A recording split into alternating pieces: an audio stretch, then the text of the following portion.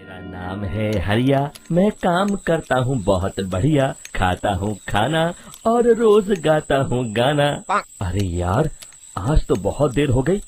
इस खतरनाक जंगल को देखकर तो मेरे हाथ पैर ठंडे हो गए हैं। अगर मैं वक्त पर गांव नहीं पहुंचा तो मालिक बहुत नाराज हो जाएंगे। तभी हरिया को एक आवाज सुनाई देती है। सुनिए हरि जी। अरे, ये आवाज किसने दी? तभी हरिया को सामने कुछ दूर एक औरत खड़ी दिखाई देती है। अरे भाई, ये औरत अकेली इतनी रात को इस जंगल में क्या कर रही है? चलकर पूछना पड़ेगा। फिर हरिया अपनी बैलगाड़ी उस औरत के सामने लाकर रोक देता है और उससे पूछता है। अरे सुनिए, आप इतनी रात को इस खतरनाक जंगल में अकेली क्या कर रही हैं? तभी वो औरत मीठी आवाज में कहती है। अरे हरु जी, आप आ गए। मैं कब से आपका इंतजार कर रही थी। वैसे तो यहाँ से काफी लोग गुजर चुके हैं, लेकिन मैं खास आपका इंतजार कर रही थी। अच्छा, तुम सच कह रही हो?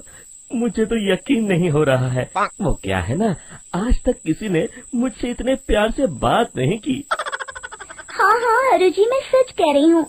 अब देर मत करिए और जल्दी से मुझे मेरे घर तक छोड़ दीजिए। हाँ हाँ, कौन सी बड़ी बात है, अभी छोड़ देता हूँ। आप मेरे पीछे बैलगाड़ी में बैठ जाइए और मुझे रास्ता बताते चलिए। फिर वो औरत हरिया की बैलगाड़ी में बैठ जाती है और हरिया बैलगाड़ी हाँकता हुआ आगे चल पड़ता है। फिर उस औरत के बताए हुए रास्ते पर चलते चलते हरिया बैलगाड़ी लेकर एक काली गुफा के आगे आकर रुक जाता है। हरिया उस औरत से पूछता है। हाँ देवी जी, आपका घर कहाँ है? यहाँ तो एक गुफा के अलावा और कुछ नहीं है। तभी अचानक वो औरत हवा में उड़ने लगती है। देखते ही देखते उसका सुंदर रूप एक डरावनी चुड़ैल में बदल जाता है और वो जोर जोर से हंसती है। अरे तू तो एक नंबर का बेवकूफ निकला। तू तो बड़ी आसानी से मेरी बातों में आ गया। अरे मर गया रे, ये तो एक चुड़ैल है। हे भगवान बचा ले, ये तो बड़ी डरावनी दिखाई दे रही है। और फिर अगले ही पल हरिया की बैलगाड़ी में रखा सारा सामान हवा में उड़ता हुआ उस काली गुफा के अंदर चला जाता है और वो चुड़ैल भी उस गुफा के अंदर जाकर कहीं गायब हो जाती है। हरिया ये नजारा देख बुरी तरह घबरा और परेशान हो जाता है। अरे, ये चुड़ैल तो मेरा सारा सामान लेकर गुफा में गायब हो गई। अब क्या होगा?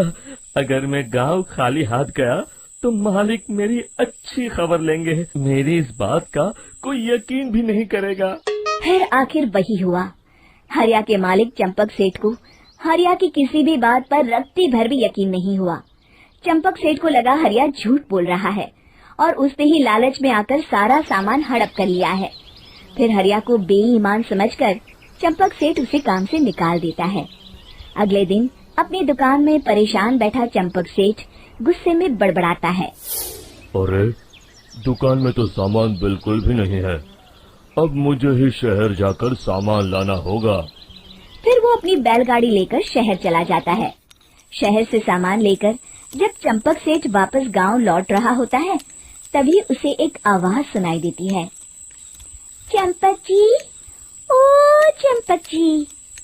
अरे, ये तो कोई मेरा नाम लेकर मुझे पुकार रहा है। फिर उस रास्ते में वही औरत खड़ी दिखाई देती है। फिर क्या था, हरिया की तरह चंपक सेठ भी उस औरत के पास अपनी बैलगाड़ी लेकर जाता है और वो भी उसकी चिकनी चुपड़ी बातों के मुंह जाल में फंस जाता है। फिर चुड़ैल उसे भी अपनी गुफा तक ले जाती है और उसका सारा सामान लेकर गुफा में गायब हो जाती है। बेचारा चंपक सेठ लाचार होकर खाली हाथ गांव लौट आता है। फिर ये उस जंगल में रोज की बात हो जाती है। जो कोई भी शहर से कुछ लेकर गांव की तरफ लौटता, वो चुड़ैल उसे बेवकूफ बनाकर उसका सारा सामान लेकर गुफा में गायब हो जाती। एक दिन हरिया एक लकड़हारे को उसी जंगल की तरफ जाते हुए देखता है। फिर हरिया उसे रोकते हुए कहता है। अरे भाई, क्यों अपनी मौत को दावत दे रहे हो? मेरी बात मानो, आगे जंगल में मत जाओ, वहाँ एक बड़ी भयानक चुड़ैल रहती है। लकड़हारा हरिया की बातों को नजरअंदाज करते हुए कहता है, अरे भाई, मुझे पहले ही बहुत देर हो चुकी है, मुझे जाने दो भाई। शाम तक लकड़ियाँ काट कर शहर के बाजार में बेचना है। तुम अपनी ये कहानी किसी फुर्सत में बैठे इंसान को सुनाओ, मैं तो चला। इतना कहकर लकड़हारा वहाँ से आगे जंगल की तरफ चला जाता है। फिर अगले दिन गांव के मुखिया के घर के बाहर बहुत सारे लोग जमा हो जाते हैं। तभी हाथ में कुल्हाड़ी लिए खड़ा लकड़हारा कहता है, अरे मुखिया जी, अब आप ही हमें बचाइए उस जंगल वाली चुड़ैल से। हमारा सारा काम तो शहर से ही होता है। अरे मुखिया जी, उस चुड़ैल की वजह से तो मैं पूरी तरह बर्बाद हो गया हूँ। हम सबको मिलकर उस चुड़ैल का कोई इलाज करना पड़ेगा।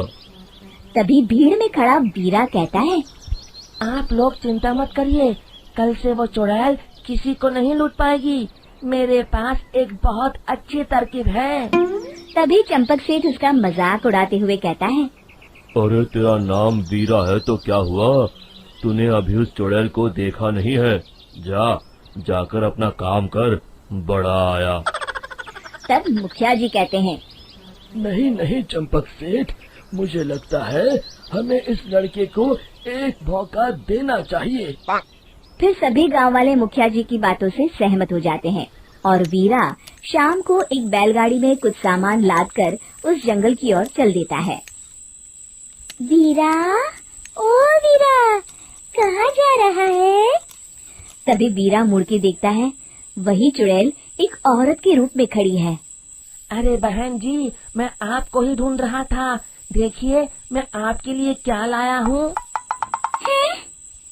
अरे वाह, तो खुद मेरे लिए इतना सामान लाया है। तू ही अकेला गांव में समझदार है। जरा देखो, मैं भी खोल के, बड़ी भूख लगी है। जैसे ही चुड़ैल उस सामान पर से कपड़ा हटाती है, एक भगवान शिव की तेज रोशनी उसके अंदर मूर्ति से निकलती है और चुड़ैल अपने असली रूप में आकर जलने लगती है। अरे मैं जल रही हूँ, बचाओ! बचाओ!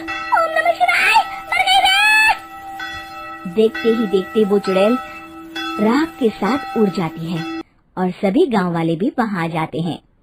शिक्षा बुराई पे सदा अच्छाई की ही जीत होती है।